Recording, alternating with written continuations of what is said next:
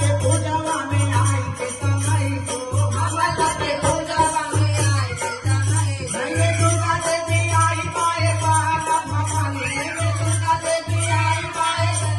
भवानी तारा भाभी के खंडानी धीरे धीरे तारा भाभी के कंदानी धीरे धीरे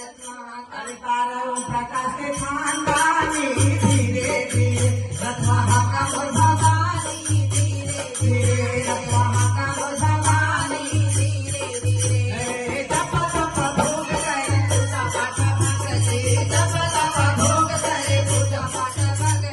हम सबके पूजवा में आई के समय को हम सबके पूजवा में आई के समय पहले दुर्गा देवी आई पाए काला भवानी पहले दुर्गा देवी आई पाए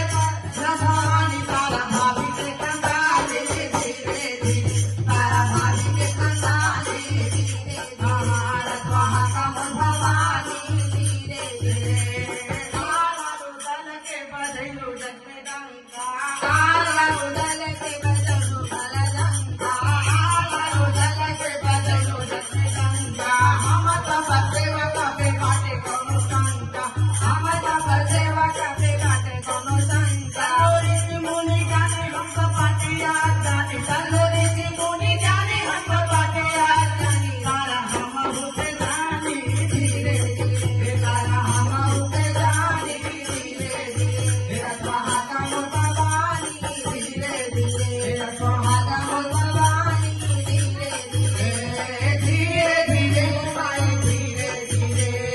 धीरे धीरे ओ माई धीरे धीरे स्वाहा का भवानी धीरे धीरे स्वाहा का भवानी धीरे धीरे बोलो माता रानी सरकार की बड़की